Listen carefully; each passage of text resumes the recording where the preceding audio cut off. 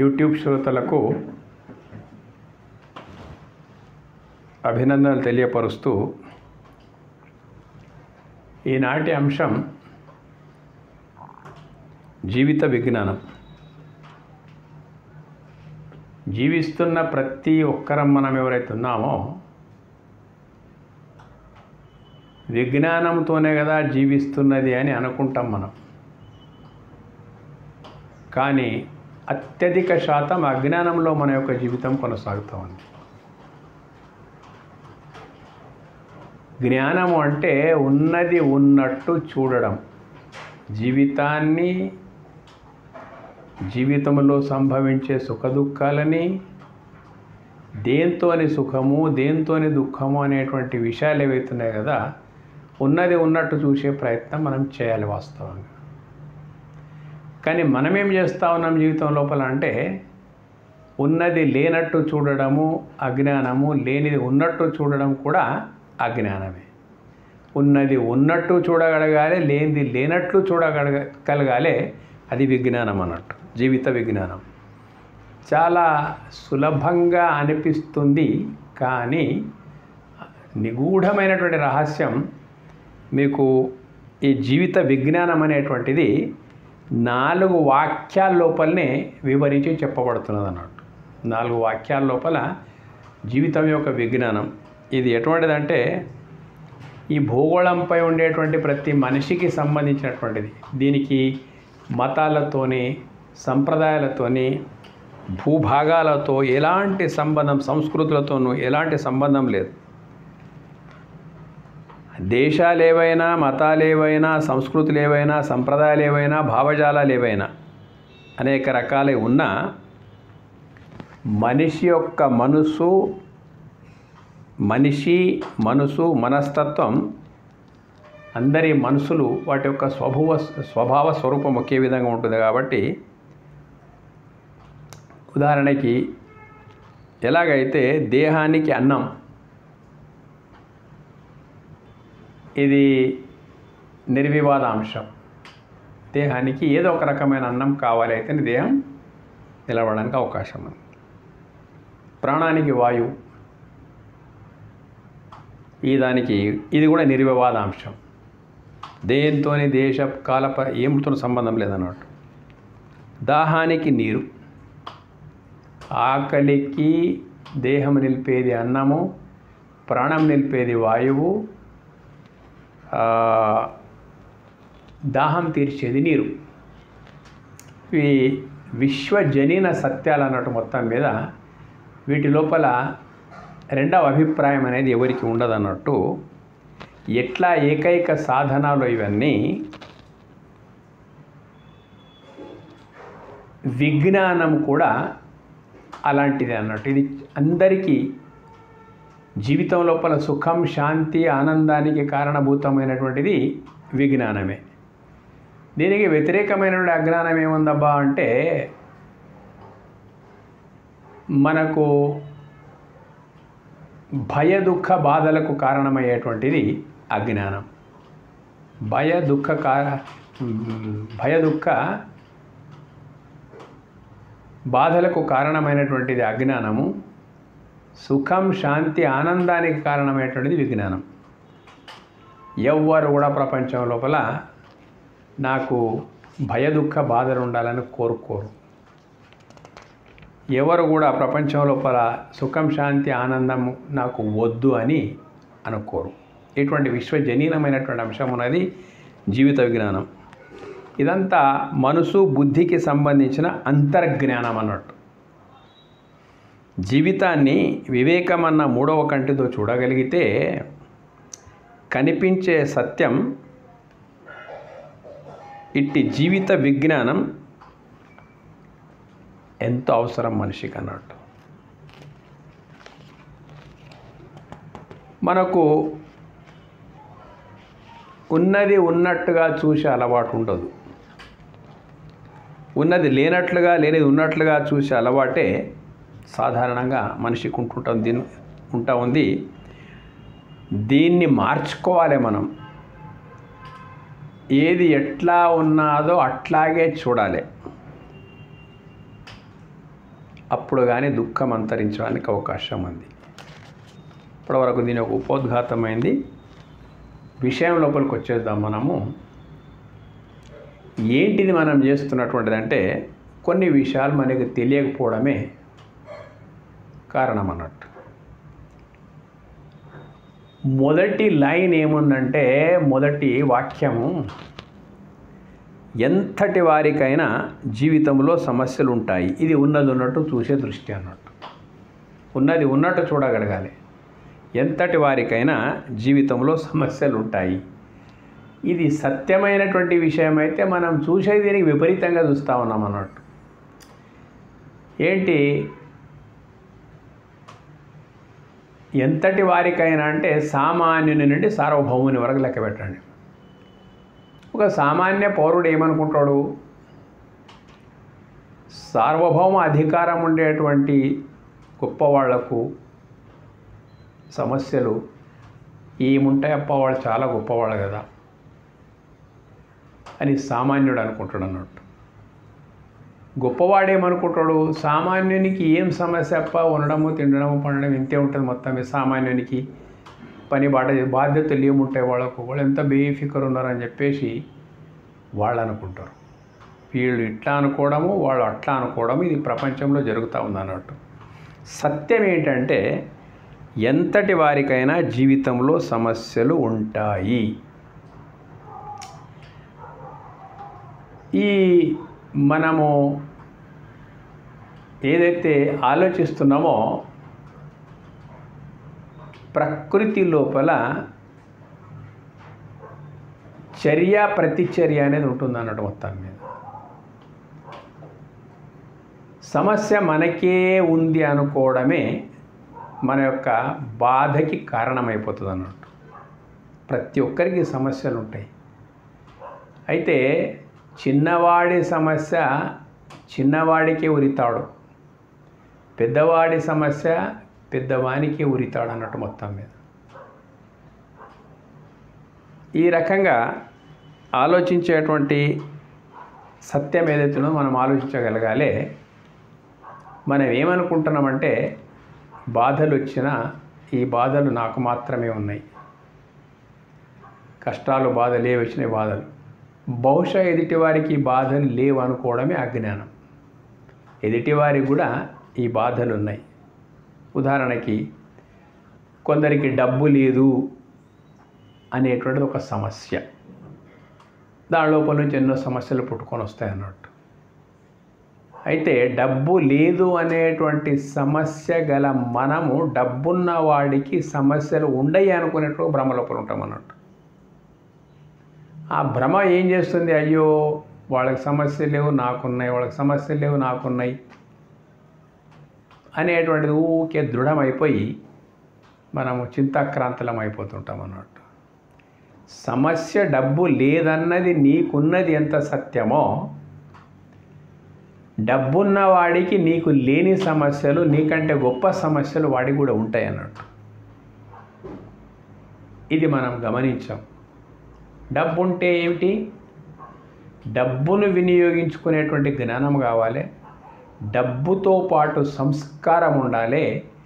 దాన్ని వినియోగించుకునేటువంటి జ్ఞానము మరి ఆ సంస్కారము కనుక మనకు కలిగి ఉండకపోతే డబ్బు జీవితం లోపల చాలా అవసరం ఉంది, అవసరం లేదని మనం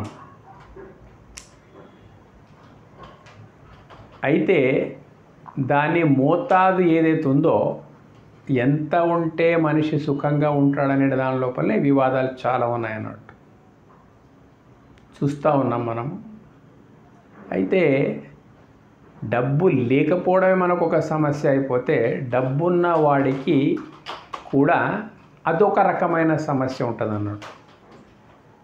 ఏ సమస్య అయినప్పటికైనా కానీ, లేనివాని సమస్య అయినా ఉన్నవాడి సమస్య అయినా, ఆ సమస్య ఒత్తిడి పడేది మనసు పైనే. ఎలాగైతే ఇంట్లో ఏ లైట్ ఆన్ చేసినా, ఏ ఉపకరణాన్ని మనం విద్యుత్కు సంబంధించిన ఆన్ చేసినా తిరిగేది మీటర్ మాత్రమే ఎట్లాగో, సమస్య అనేటువంటిది మనసు మీద ఎప్పుడు ప్రభావం చూపుతూ ఉంటుంది అన్నట్టు. డబ్బున్నవాడి సమస్యలు డబ్బున్నవాడికి ఉన్నాయి, డబ్బు లేనివాడి సమస్యలు డబ్బు లేనివాడికి ఉన్నాయి. అధికారం ఉన్నవాని సమస్య అధికారం ఉన్నవాడికి ఉంది, అధికారం లేనివాని సమస్య అధికారం లేనివానికి ఉంది. సమస్యల వలయం సుడిగుండంలో ప్రతి ఒక్కడు చిక్కుకొని ఉన్నాడు అన్నట్టు. సంతానం లేనివానికి ఉండే సమస్య సంతానం లేనివానికి ఉన్నది, సంతానం ఉన్నవాడి సమస్య సంతానం ఉన్నవాడికి ఉన్నది అన్నట్టు. ఇది చాలా లోతైనటువంటి విషయము. లేనివాడు సంతానం లేనివాడు డబ్బు లేనివాడు లేదనేది ఒకటే చింత ఉంటుంది అన్నట్టు. అధికారం లేనివాడు డబ్బు లేనివాడు సంతానం లేనివాడు లేదన్నది ఒకటే చింత ఉంటుంది. కానీ ఈ మూడు కలిగినటువంటి వాడు ఎవడైతే ఉంటాడో మనసు అనేకాగ్రమైపోయి అనేక సమస్యలకు కారణభూతమైపోతుంది. మనసు లోపల ఎన్నో వికారాలు అలాంటివి వస్తూ ఉంటాయి అన్నట్టు. అయితే ఎంతటి వారికైనా జీవితంలో సమస్యలు ఉంటాయి. ఇక ఎంత ఏకరువు పెట్టుకుంటూ పోతే అంత ఉంటుంది అన్నట్టు. ఎంతటి వాళ్ళకైనా కానీ జీవితం లోపల సమస్యలు ఉండనే ఉంటాయి అన్నట్టు. అయితే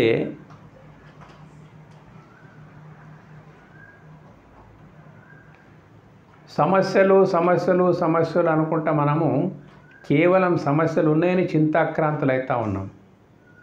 కానీ ఈ సమస్య ఏదైతే ఉందో జీవిత సమస్య ఎదుటివాడికి లేదు, నాకే ఉంది, ఎదుటి వాళ్లకు సమస్యలు లేవనుకోవడము ఈ భావము లోపల నుంచే సమస్య యొక్క పరిణామము ద్విగుణీకృతమైపోతుంది. రెండింతలై మన మీద అటాక్ చేస్తూ ఉంటారు. కేవలం ఎదుటి వారికి లేవు సమస్యలు నాకు ఉన్నాయి అనుకోవడమే ఆ సమస్య రెండింతలై మన మీద ఒత్తిడిని తీసుకొని వస్తుంది అన్నట్టు.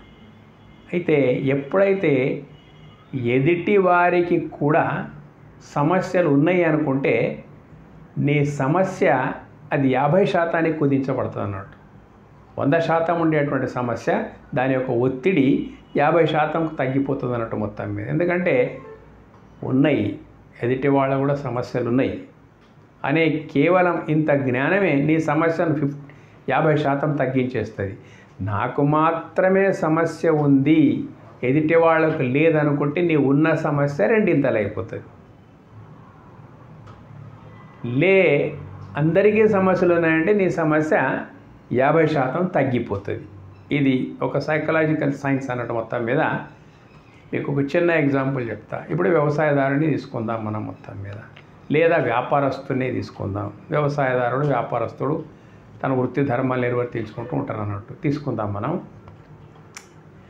అయితే వ్యాపారాలు అనేటువంటి మందగించిపోయినాయి, వ్యాపారాలు సర్వత్రా సన్నగిల్లిపోయినాయి, మనకు సరిగ్గా జరగడం లేదు అనేటువంటి జ్ఞానము గనక మనం గ్రహిస్తే మన దగ్గర మందకోడిగా నడుస్తున్న వ్యాపారం యొక్క ఒత్తిడి మన మీద తగ్గిపోతుంది అన్నట్టు.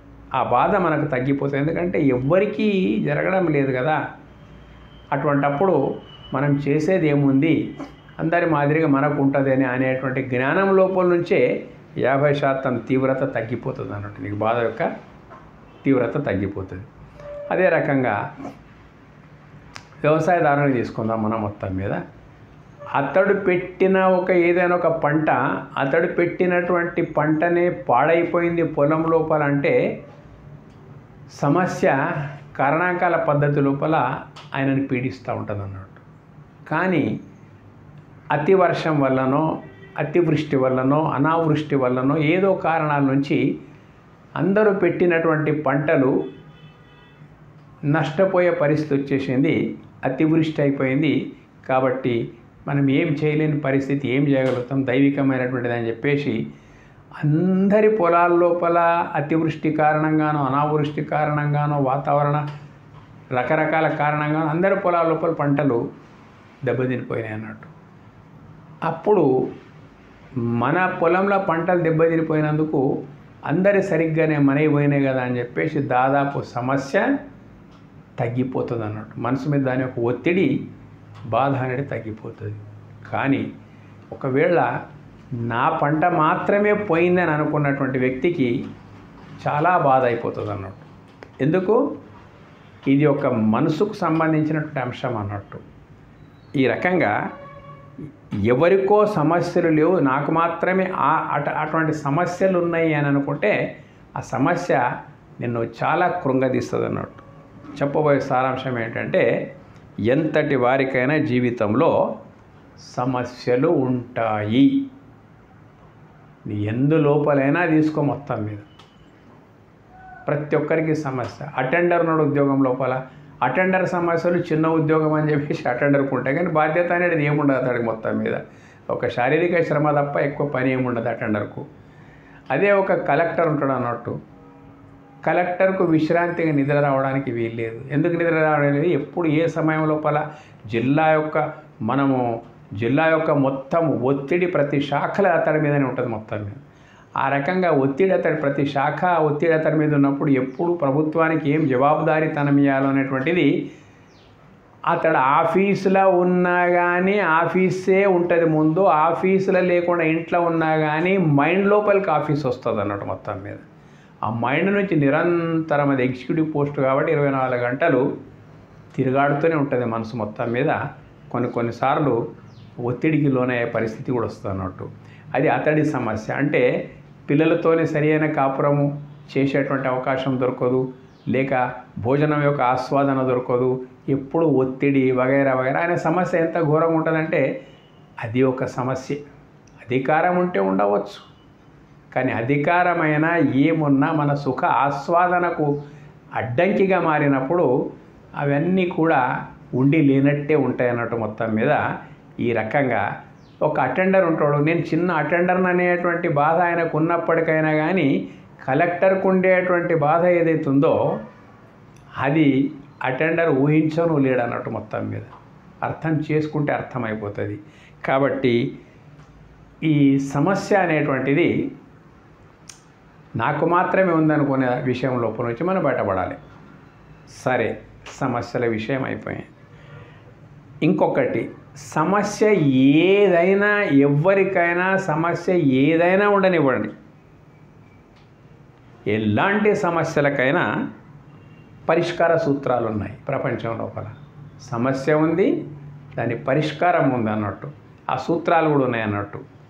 అయితే మనమేమనుకుంటున్నాము, ఈ సమస్యకు పరిష్కారమే లేదు, ఈ బతుకు ఇంతే, ఇంకేముంది అనేటువంటి ఒక అజ్ఞానం ఏదైతుందో మనకు ఎక్కువ బాధ పెడతా ఉంటుంది అన్నట్టు. మొత్తం మీద పరిష్కార సూత్రాలు ఉన్నాయి. సమస్య ఎంతటిదైనా దాని పరిష్కార సూత్రాలు ఉంటాయి అన్నట్టు. సమస్య వచ్చినప్పుడు బెదిరిపోతాం, అదిరిపోతాం, అదొక సత్యం అయిపోతే, కానీ ఆ సమస్యను పరిష్కరించేటువంటి మార్గాలు కూడా చాలా ఉంటాయి. కాబట్టి మనం ఎప్పుడే కానీ సమాజం లోపల ఈ పరిష్కార సూత్రాలు ఏవైతే ఉన్నాయో వాటిని ఏ రకంగా పరిష్కరిస్తున్నటువంటి విషయం, అలాంటి సాంగత్యం లోపల మనం ఉండడానికి ప్రయత్నం చేయాలి. ఎలాంటి సమస్యలకైనా పరిష్కార సూత్రాలు ఉన్నాయి. ఉదాహరణకి భార్యాభర్తల తగాదలు అనుకోండి. సమస్యలు ఏమున్నాయో చెప్పకుండా ఆమె మనసు లోపల ఉంచుకోవడము, చెప్పకుండా ఇతడు మనసు లోపల ఉంచుకోవడం వల్ల అగ్ని కీలల మధ్యలో కూర్చున్నట్టు అయిపోతుంది సంసారం మొత్తం మీద. వేమన్నా ఒక మాట చెప్పిండు, చెప్పులోన రావి చెవిలోని జొర్రిగా కంటి నలుసు పోరు భార్యాభర్తల పోరు ఇంతంత కాదయా విశ్వదావిరామ వినరవేమని ఉన్నదన్నట్టు మొత్తం మీద. అయితే ఇక్కడ ఈ సమస్య ఏదైతే ఉందో పరిష్కార సూత్రాలు కూడా దానికి ఉంటాయి అన్నట్టు. పరిష్కార సూత్రాలు ఏంటిదంటే, ముఖ్యంగా ప్రపంచం లోపల సమస్యలు జటిలం కావడంకు మరి అజ్ఞానమే కారణం అన్నట్టు. సమస్య పరిష్కార దిశను పయనించడానికి విజ్ఞానమే కారణం అన్నట్టు. జస్ట్ లైక్ ఒక చిన్న ఎగ్జాంపుల్ చెప్తున్నా. భార్యాభర్తలు అనుకోండి, అన్నదమ్ములు అనుకోండి, మన సంతానం అనుకోండి, మిత్రులు అనుకోండి, ఎవరైనా అనుకోండి, ప్రపంచం లోపల సమస్యల వలయంలో చిక్కుకున్నప్పుడు పరిష్కార సూత్రాలు ఏమిటి అనే మాటకు వచ్చేస్తే 90% పరిష్కార సూత్రాలు మన దగ్గరే ఉంటాయి. అది ఎలాంటి వివాదం కానీ ఎలాంటి తగాదా కానీ ప్రపంచం లోపల పరిష్కార సూత్రాలు మన దగ్గర ఉంటాయి. ఏంటిదంటే సమస్య లోపల ఎవరికి మధ్యలో సమస్య ఉంది, దేని కారణంగా సమస్య ఉంది అనే విషయానికి వస్తే వ్యక్తులకు మధ్యలో ఉండేటువంటి సమస్యలు ఏవైతే ఉన్నాయి కదా, అక్కడ తాను చేస్తున్న పొరపాటు ఏంటిదో అని స్వయంగా గమనించుకోవాలి. సమస్య ఏదైనా కానీ ఆ సమస్య లోపల నా పొరపాటు పాత్ర ఎంత ఉన్నది, నా అజ్ఞానం పాత్ర ఎంత ఉన్నది, దాన్ని నేను ఎట్లా స్పందించాలి, ఎట్లా స్పందించాను అనేటువంటిది తొంగి చూసుకోవాలి. నీ పొరపాటు ఏంటిదో నువ్వే తొంగి చూసుకోవాలి. అయితే ఎందుకంటే ముందు వస్తుంది విషయము, మనిషి భార్యాభర్తలు కానీ, తండ్రి కొడుకులు కానీ, తల్లి బిడ్డలు కానీ, మిత్రులు కానీ, బంధువాదులు కానీ, బయట ఇరుగు పొరుగు కానీ రకరకాల వాళ్ళ నుంచి రకరకాల సమస్యలు వస్తూ ఉంటాయి అన్నట్టు. ఆ సమస్యలు వస్తూ ఉన్నప్పుడు నేను చేస్తున్న పొరపాటు ఏంటిది, నా మాటల్లో ఏం పొరపాటు దొరికింది, నా చేష్టల్లో ఏం పొరపాటు దొరికింది, నా వ్యవహారంలో ఏం పొరపాటు దొరికింది అనేటువంటిది నీవు తొంగి చూసుకుంటే అది నీ కొరకు ఒక సూత్రంగా మారడానికి అవకాశం ఉందన్నట్టు. పరిష్కార సూత్రం నీ దగ్గరనే ఉన్నది. ఎవరి పొరపాట్లను వాళ్ళు తొంగి చూసుకునే ప్రయత్నం కనుక చేస్తే ఎండకు మంచు కరిగిపోయేటట్లు, ఎట్లా కరిగిపోతుందో ఎండకు మంచు ఎట్లా కరిగిపోతుందో అట్లాగే ఎవరి పొరపాట్లను వాళ్ళు తొంగి చూసుకొని అలాంటి పొరపాట్లు మన నుంచి జరగనివ్వకుండా గనక మనం ఉండగలిగితే ఇది గొప్ప పరిష్కార సూత్రం అన్నట్టు. అంటే తన పాటికి తాను ఎండకు మంచు కరిగినట్టు సమస్య కూడా కరగడానికి అవకాశము ఉంది. ఇది సూత్రం అన్నట్టు, ప్రధాన సూత్రం అన్నట్టు. ఆ తర్వాత మనది ఏం పొరపాటు లేదనుకోండి, పొరపాటు లేదు అయినా కానీ మనకు వచ్చి పడుతుంది, సమస్య మన మీద వచ్చి పడుతుంది అంటే దాన్ని పరిష్కరించేటువంటి సాధనాలు ఉన్నాయి, వ్యక్తులు ఉన్నారు. అలాంటి వాళ్ళ దగ్గరికి పోయి మన ఏ రకమైనటువంటి, ఎందుకంటే జీవితం లోపల అంతా జ్ఞానం మనకు ఉండదు, సమస్యలు ఉండొచ్చు, సమస్యలకు పరిష్కార మార్గాలు మాత్రం ఉండవు అన్నట్టు. కాబట్టి పరిష్కార సూత్రాలు ఏంటి అబ్బా అంటే, మనకు కసులుకోమని చెప్పు,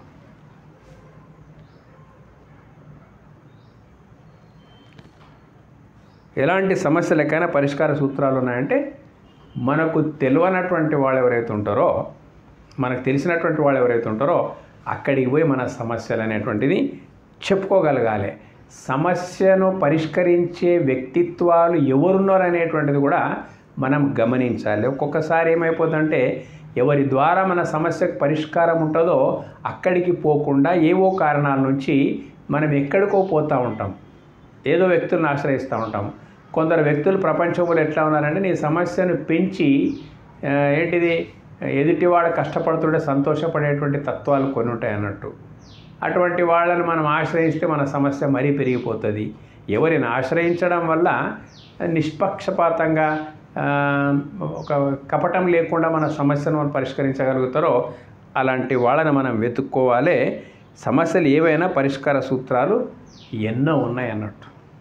ఎటువంటి సమస్య వచ్చినప్పటికైనా కానీ వియోగాలకు సంబంధించిన సమస్యలు వస్తూ ఉంటాయి, వియోగాలకు సంబంధించినటువంటి సమస్యలు వస్తూ ఉంటాయి.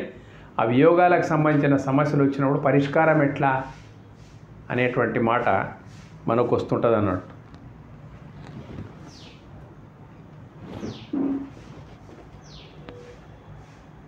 వస్తూ ఉంటుంది అన్నట్టు. అయితే అప్పుడు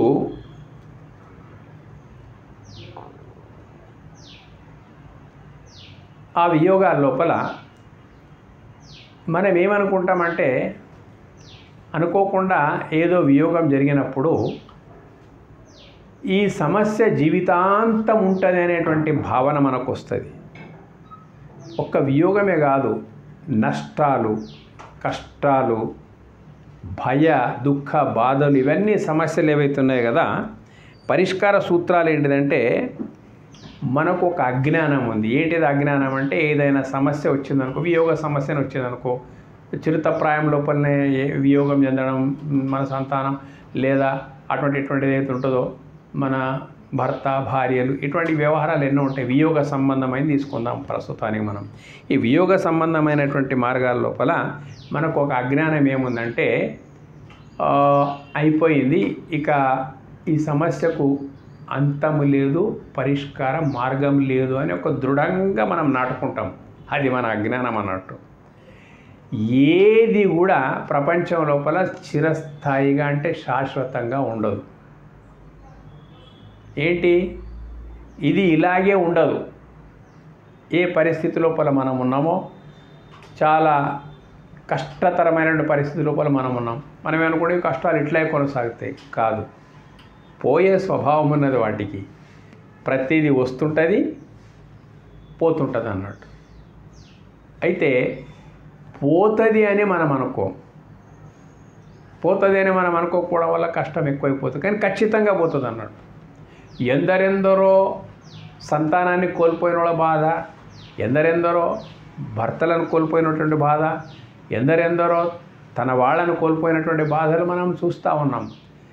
అప్పుడు మనం ఏమనుకుంటాం ఆ బాధల లోపల అంటే, ఇంకా వీళ్ళు కోలుకోరు అనేటువంటి ఒక భావన మనకు కలుగుతుంది అన్నట్టు. కానీ మనమే చూస్తుంటాం, ప్రకృతి ఏదైతే ఉందో ఆ సమస్యను మరపించి ఏం చేస్తుంది, మొత్తం మీద కొత్త జీవితాన్ని ప్రసాదిస్తుంది అన్నట్టు. ఈ ప్రకృతి లోపల ఉండేటువంటి చమత్కారం అన్నట్టు. ఒకవేళ ఈ చమత్కారమే ప్రకృతి లోపల లేకపోతే ఈ సమస్యల ఒత్తిడికి ఎవడు ఏమైపోయేటాడో తెలియడన్నాడు మొత్తాన్ని.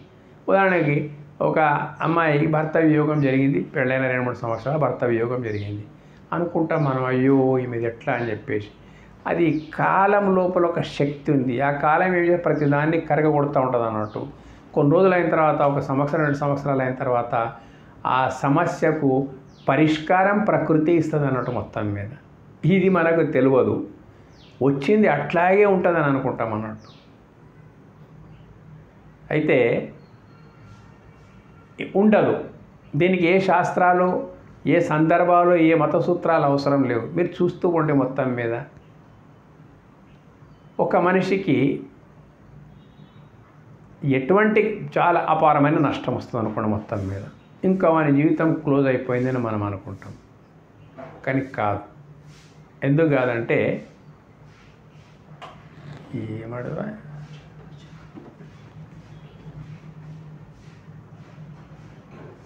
కాదు, ఇంకా నేను కోలుకోలేనని అనుకుంటాడు ఆ మనిషి. అయితే ఖచ్చితంగా ఆ దుఃఖము ప్రకృతి సిద్ధంగా తన పాటికి తాను ఆ నష్టం యొక్క పరిణామం ఏదైతున్నదో అది అంతమైపోతుంది అన్నమాట. ఎలాంటి సమస్య కానీ, వియోగ సమస్యలు కానీ, నష్ట సమస్యలు కానీ, రకరకాల ఎలాంటి సమస్యలు కానీ మనం అట్లాగే ఉంటుందని అనుకుంటాము. కాదు, ఏదో ఒక రూట్ వస్తుంది, ఎవరో ఒకరు కలుస్తారు, ఆ కలిసి ఆ సమస్య పరిష్కారం లభిస్తుంది. ఎవరు రాకున్నా, ఎవరు మనకు ఏం చేయకున్నా మనకు ఉండేటువంటి సమస్య అనేటువంటిది మనం అనుకున్నట్టు ఎప్పటికీ ఉండదు. ప్రకృతి అది ఏం పని చేస్తూ ఉంటుందంటే దానికి కరగకొడుతూ ఉంటుంది అన్నట్టు. ఆ మరపుని తీసుకొని వస్తుంది మొత్తం మీద.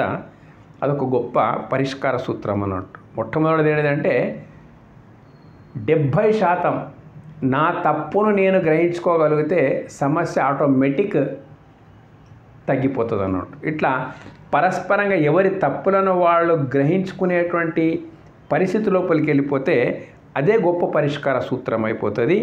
ఇక రెండవది, లేదంటే కొన్నింటికి ఇటువంటి కాలమే పరిష్కార దిశన తీసుకొని పోతుంటుంది అన్నట్టు. మనం అనుకున్నట్టు మనకు వచ్చిన సుఖం ఎప్పుడు ఉంటుంది అనుకోవడం ఒక పొరపాటు, మనకు వచ్చిన దుఃఖం ఎప్పుడు ఉంటుంది అనుకోవడం ఒక పొరపాటు. సూర్యుడు ఉదయ అస్తమాలు ఎట్లయితే సూర్యునికి ఉదయించడం అస్తమించడం ఎట్లయితుందో జీవితం లోపల ప్రతి సమస్యకు ఉదయం ఉన్నది, ఉదయము మధ్యాహ్నం అస్తమయం ఎట్లయితే ఉంటుందో ఆ రకంగా జీవితం లోపల ఎలాంటి సమస్య రాని అది వస్తుంది, ఉంటుంది, పోతుంది. ఈ జ్ఞానమే గొప్ప పరిష్కార సూత్రం అన్నట్టు. పోవడానికి కూడా ఏవో ఒక సందర్భాలు వస్తాయి, అవన్నీ అయిపోతాయి అన్నట్టు. ఇక 3వ లైన్, ఈ సమస్యలు ఎందుకు వస్తున్నాయి అబ్బా అని అంటే మన అజ్ఞానమే అనేక సమస్యలకు కారణం. జీవించడం వేరే, జీవితం లోపల ఉండేటువంటి పరిస్థితులు ఏవైతున్నాయో అక్కడ జ్ఞానం అనేటువంటిది లేకపోవడము, మన అజ్ఞానం జీవితం లోపల ఒక 75% సమస్యలు వ్యక్తి యొక్క అజ్ఞాన కారణంగానే వస్తాయి. ఉదాహరణకి చిన్నది, ఒక వ్యక్తి ఏం చేసిండు, దైవదత్తంగా వానికి డబ్బు వచ్చేసింది, చిన్న ఉదాహరణ అన్నట్టు. డబ్బు వచ్చేసిన తర్వాత ఆ డబ్బుని ఇంకా పెంచుకోవాలనే దురాశ, వడ్డీ ఎవడెక్కువ చెల్లిస్తాడు అనేటువంటి అన్వేషణ లోపల ఉండి ఆ ఎక్కువ వడ్డీ చెల్లించేటువంటి వాళ్ళకి మాత్రమే నేను అప్పిస్తా అని చెప్పేసి ఉన్న డబ్బు రుణం ఇచ్చుకుంటూ పోయినారట మొత్తం. అయితే కొంతకాలానికి ఏమైంది, కాగితాలు రాతలే మిగిలిపోయినాయి, ఇస్తా అన్న వాళ్ళు ఎవరు డబ్బు ఇవ్వలేదు. ఎందుకు అప్పట్లో చేసింది? ఎందుకంటే దురాశ. అజ్ఞానం అంటే దురాశ, అత్యాశ ఏదైతుందో ప్రతి దాంట్లోపల అజ్ఞాన కారణంగా ఉండే అత్యాశ ఏదైతుందో అనేక సమస్యలు తెచ్చి సమస్యలకు కారణమవుతా ఉంది అన్నట్టు. అదే రకంగా సంతానం విషయంలో కూడా మనం చూసుకుందాం. మనం సంతానం మీద ఎన్నో ఆశలు పెట్టుకొని జీవిస్తూ ఉంటాం అన్నట్టు. కానీ ప్రాక్టికల్గా శాస్త్రాలు పురాణాలు పక్కకి పెట్టి చూడండి, పెట్టుకున్న ఆశలు అవి నెరవేరుతాయా అనే విషయానికి వస్తే, ఒక్కొక్క బాల్యం లోపల ఒక విధమైనటువంటి సంబంధ బాంధవ్యం ఉంటుంది, కౌమారం లోపల ఒక విధమైన సంబంధ బాంధవ్యం ఉంటుంది సంతానంతో, ఆ తర్వాత యవ్వనం లోపల ఒక విధమైన సంబంధ బాంధవ్యం ఉంటుంది, తర్వాత భార్యలో వచ్చిన తర్వాత ఆ వ్యక్తితో మనకు ఉండే సంబంధాలు మన సంతానమే అయినప్పటికైనా కానీ ఆ సంబంధాల విషయం వేరే ఉంటుంది. ఎట్లా ఉంటుంది అంటే అప్పటికప్పుడు అది వేరేనే ఉంటుంది అన్నట్టు. మొత్తం మీద అంటే మనమే అనుకుంటాం మన అజ్ఞాన కారణంగా, నా సంతానము నాకు 10 సంవత్సరాల వయసు లోపల ఏ విధంగా ఒబీడియంట్గా ఉందో, విధేయత కలిగి ఉందో, జీవితాంతం నాకు అట్లాగే ఉండాలి, నేను బ్రతికినంతసేపు అనేది ఒక అజ్ఞానం అన్నట్టు మనది. అది జరగని పని అన్నట్టు. అయితే జరగాలని మనం పట్టుబడతాం అన్నట్టు. పట్టుబడ్డప్పుడు ఏమైపోతుంది, జరగకూడనిది అది జరగాలి అని మనం పట్టుబట్టడమే మన అజ్ఞానం అన్నట్టు. ఇది ఎన్ని సమస్యలకు కారణమైపోతుంది? కుటుంబాలు బీటలు వాడడానికి కారణమైపోతుంది, ప్రేమలు సన్నగిల్లడానికి కారణమైపోతుంది, అపార్థాలు పెరిగిపోవడానికి కారణమైపోతుంది. అక్కడ నుంచి మనకు సమస్యలు అనడానికి కారణమైపోతుంది అన్నట్టు. ఇక డబ్బును పెట్టుబడి పెట్టేటువంటి జ్ఞానము మనకు లేకపోవడం వల్ల కూడా ఆ అజ్ఞానం కూడా మన జీవిత సమస్యకు కారణమైపోతుంది. తర్వాత ఇరుగు పొరుగు వాళ్ళతో మాట్లాడే పద్ధతి, ఆ మాట్లాడే జ్ఞానము మనకు లేకపోవడం వల్ల కూడా అప్రతిష్ట పాలైపోతాం మనం మొత్తం మీద. మిత్రులతో మాట్లాడేటువంటి జ్ఞానం, ఏ మిత్రులతో ఎంతవరకు ఎట్లా కొనసాగాలి అనేటువంటి జ్ఞానం అటువంటి జ్ఞానం లేకపోవడం వల్ల అటువంటి అజ్ఞాన కారణంగా కూడా అనేక సమస్యలు మనకు వచ్చి పడతాయి. కాబట్టి జీవితం లోపల సంభవించేటువంటి అనేక సమస్యలకు మనకు సరి అయిన జ్ఞానం లేకపోవడమే కారణం అన్నట్టు. పెట్టుబడి ఎట్లా పెట్టాలో తెలియదు, పిల్లలతో ఏ వయసు లోపల ఎలాంటి అపేక్షలు పెట్టుకొని మనం ఉండాలో తెలియదు, లేక తల్లిదండ్రితో మనం ఏ పరిస్థితి లోపల ఎట్లుండాలనేటువంటి విషయం మనకు తెలియదు. దాంతో కూడా అపఖ్యాతి వచ్చేస్తుంటుంది మొత్తం మీద. తర్వాత మనకు లేనప్పుడు అన్ని విధాలు ఆదుకున్న కొందరు ఉంటారు అన్నట్టు. అటువంటి వాళ్లకు జీవితాంతం రుణపడి మనం ఉండాలి, కానీ మనం ఉండకపోవడం వల్ల మనం ఒక నీచులి కింద పరిగణించబడతాము. అది మన అజ్ఞానానికి కారణం అన్నట్టు. ఈ రకంగా జీవిత రంగం లోపల అనేక రకాల అజ్ఞానాలు ఏవైతున్నాయి కదా, అన్నిటికీ కారణము 75% జీవిత సమస్యలకు కారణము మనకు వ్యవహార జ్ఞానం యొక్క లోపము ఈజ్వల్ అజ్ఞానం యొక్క కారణం అన్నట్టు. అనేక సమస్యలకు కారణమవుతూ ఉంటుంది అన్నట్టు. మొత్తం మీద అత్త కోడలు, తండ్రి కొడుకు, కోడలు మామ, అన్న తమ్ముడు, లేక బయటి సమాజం లోపలికి వచ్చేస్తే మనకు సహకరించేటువంటి వాళ్ళు లేదా మనకు నష్టపరిచేటువంటి వాళ్ళు, నష్టపరిచే వాళ్ళతో ఎట్లా ప్రవర్తించాలో కూడా జ్ఞానమే. మనకు అన్ని విధాలు ఉపయోగపడే వాళ్ళతో మనం ఎట్లా ప్రవర్తించాలో అది జ్ఞానమే. చాలా మట్టుకు బ్రతుకుతున్నామనే మాట పక్కకు నెట్టేస్తే బ్రతుకు లోపల అత్యధిక శాతం అజ్ఞానముతోనే బ్రతుకుతూ ఉన్నాం. కాబట్టి ఎన్నో సమస్యలకు మనకు ఉండే అజ్ఞానమే కారణము అవుతూ ఉంది. కాబట్టి ఎప్పుడు ఏ సమస్య వచ్చినా ఆ సమస్య పరిష్కార జ్ఞానం మనకు లేకపోవడము, లేక మనం అతిగా ప్రవర్తించడం ఏదైతుందో ఇది ఇట్లా అటువంటి వాళ్ళను ఆశ్రయించి వాళ్ళతో మనది లేనటువంటి జ్ఞానం వాళ్ళ ద్వారా స్వీకరించి మన సమస్యలను పరిష్కరించుకోవాలి. కానీ అజ్ఞానము ముదిరి అహంకారంగా మారిపోతుంది అన్నట్టు.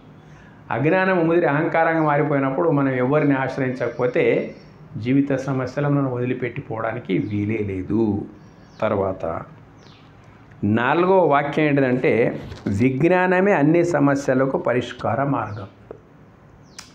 సమస్య ఏదున్నా అజ్ఞాన కారణంగా సమస్య వస్తుంది కాబట్టి దానికి విరుగుడు విజ్ఞానం ఏదైతుందో, విజ్ఞానం అంటే ఏ సమస్యను ఎట్లా పరిష్కరించుకోవాలి, ఎక్కడ మనం పొరపాట్లు చేస్తూ ఉన్నాము, ఆ పొరపాట్లను మనం ఎట్లా సరిదిద్దుకోవాలి అనేటువంటి సంసారం లోపల ప్రతిరోజు కొత్త కొత్త పుంతాలు మనం తొక్కవలసి వస్తుంది. మొత్తం మీద ఎక్కడ, అందుకే లుక్ బిఫోర్ యూ లీప్ అన్నారు అన్నట్టు. సమస్య ఎక్కడ అడుగు నీవి పెడతా ఉన్నావో అక్కడ కొంచెం ఆలోచించి అడుగు పెట్టు. అదే విజ్ఞానం అన్నట్టు.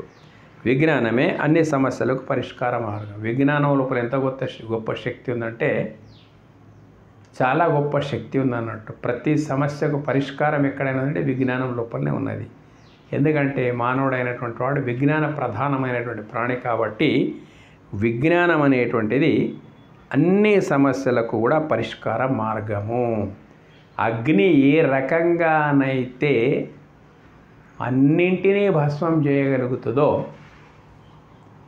విజ్ఞానం అనేటువంటిది కూడా సమస్య ఎంతటిదైనా దాని పరిష్కార మార్గము విజ్ఞానం ద్వారా లభిస్తుంది. కాబట్టి జీవితం లోపల మన అజ్ఞాన కారణంగా వచ్చేటువంటి సమస్యలకు విరుగుడు విజ్ఞానమే. దీనికి మనం చేయవలసింది ఏంటిది? అన్ని రకాల జ్ఞానం మనకు ఉండదు. ఉదాహరణకి మనకు న్యాయ సంబంధమైన సమస్యలు వచ్చినప్పుడు దానికి సంబంధించినటువంటి ఒక లాయర్ దగ్గరకో న్యాయవాది దగ్గరకో పోతాం మనం. ఎందుకంటే ఆ సమస్య పరిష్కార మార్గం చట్ట ప్రకారం ఆ మార్గాలన్నీ అతడి దగ్గర ఉంటాయి. పోతున్నామంటూ అనారోగ్య సమస్య వచ్చింది, ఏమో అవుతా ఉంది, ఎక్కడో అవుతా ఉంది, దానికి మనమేమో అనుకుంటున్నాము అనుకోవాల్సిన అవసరం లేదు. అది ఏముందో అనేటువంటిది ఆ జ్ఞానం ఎవరికి ఉంటుందంటే వైద్యునికి ఉంటుంది. అక్కడికి పోయి అతడు నిర్ణయిస్తాడు అన్నట్టు. విజ్ఞానం ఏదైతుందో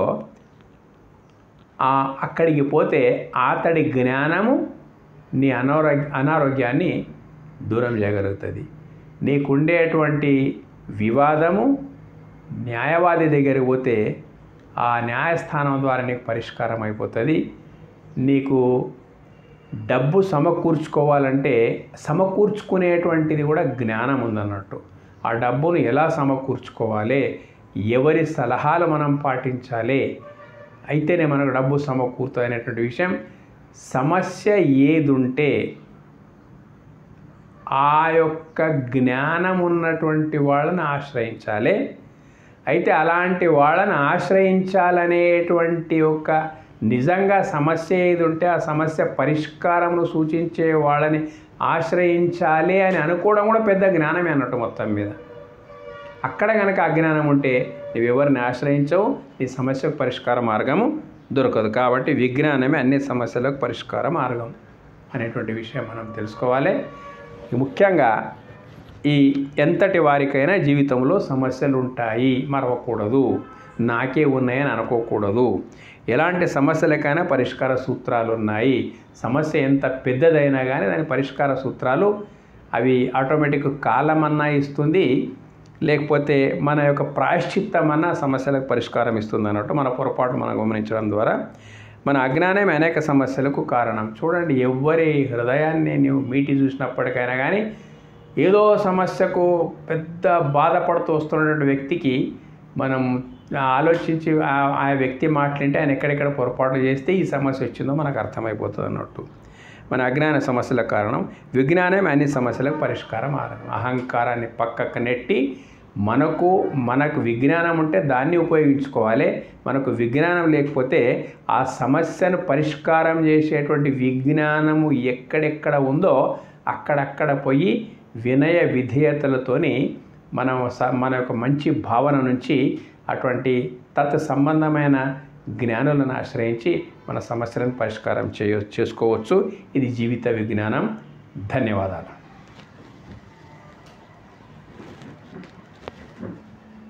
ఒక నిమిషం.